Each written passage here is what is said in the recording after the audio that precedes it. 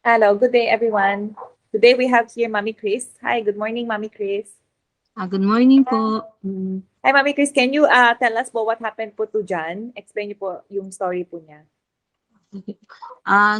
Simula po nung sinilang ko po siya, normal ko po siyang nailabas po. Lahat po ng test po niya, normal naman po. Pero nung pagtungtong po niya ng 8 months old po, napansin po namin na parang hindi po pantay yung dibdib niya. Parang medyo angat po yung right side. Pero parang pero parang hindi po namin pinansin kasi normal naman po siya eh. Pero habang nagkakaedad po siya, lagi po siya nagkakasakit at pumapayat po siya. Hindi po nagge-gain yung weight niya po. Lagi siyang nakikitaan ng primary complex, ta's nagagamot naman po siya. After po nun nawawala, tapos magkakaroon na naman po siya ng sakit po. Hindi po nawawala sa kanya yung ubo, sipon. Tapos nung pag-ano niya po, nung August 14, pina-check-up po siya sa mismong hospital po. Ang pina-check-up ko lang po yung ubo, pero nung tinetest ko na po siya ng doktor, sabi po sa'min ng doktor, "Mommy, hindi po normal po yung tibok po ng anak ninyo. Ba't hindi niyo po ba 'to na-trace nung baby pa po siya?" Ang sagot ko po, hindi po namin na-test kasi wala naman po sinabi po yung mga doktor na sa puso niya po. Kaya kaya pina-request po kami ng to-the echo po. Nung pina-to-the echo na po si John Kelvin po, dun po sa'kin sinabi nung cardio na may sakit po sa puso yung anak ko po. Meron siyang congenital heart disease at septal defect. Second dun po, may malaking butas po sa kanyang puso. Hindi daw po kakayanin ng device closure po. Kaya ang gagawin daw po sa kanya, open heart surgery.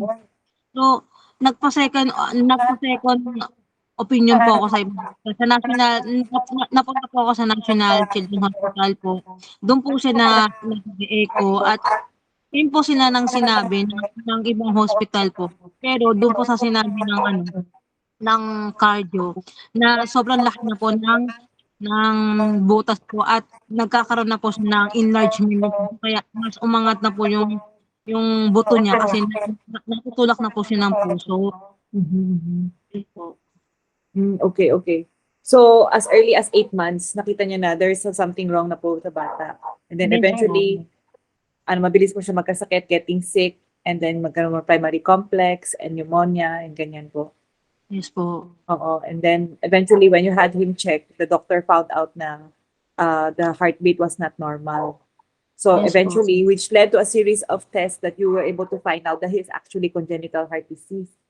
So Yes ma'am, the po. solution po is for open heart surgery. Yes po, yun po yung gagawin ko sa kanya talaga. And more or less man, how much po is yung, how much would the operation cost? Ang halaga po ng kanyang operasyon po nasa 400 to 500,000 pesos po. Okay, noted. Mami, can you tell us po a bit about your background, about your family? Ilan po kayo sa pamilya? And kayo po ni daddy, ano po yung ginagawa ninyo? Ako po ay isang housewife po. Meron po akong 3 anak.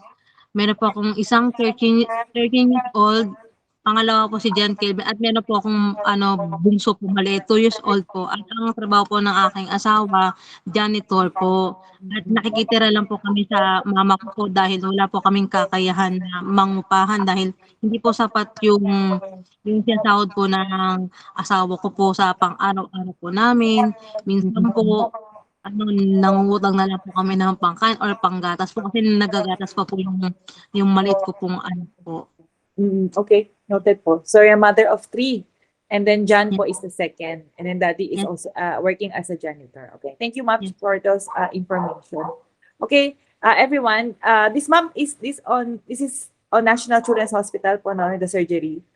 yes And po. ASAP na po ba yan ma'am? Or when po ba? Scheduling po kasi ang sabi po sa'kin ng doktor po, urgent na po talaga siya maoperahan kasi nga po hindi na po kasi maganda yung ano niya po, pero scheduling pa rin po sa Okay, it's December. urgent. Yeah, it's urgent because sabi niyo ma'am a while ago that the heart is medyo malaki na, tama po ba?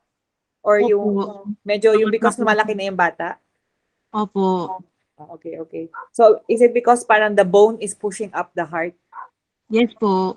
So that's why the urge is as soon as possible, urgent. Okay. Opo. All right. Thank you, ma'am, for those information. Everybody, this is Mommy Chris, and Mommy Chris is asking in behalf of her second child, John, 6-year-old boy.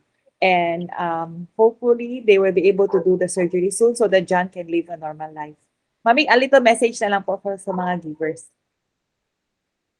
Sige po. Sa lahat po ng mga may mabubuting puso po, para po sa anak ko po na si John Kelvin, para po madugtungan pa po ang kanyang buhay kasi marami pa po siyang pangarap sa buhay. Kasi marami po siyang pangarap sa buhay at mahal po namin siya. Yun po. Thank you, Mami. Take care po. We wish you all the best. Update na lang po tayo, Salamat. ma'am. Thank you. Thank you po, ma'am.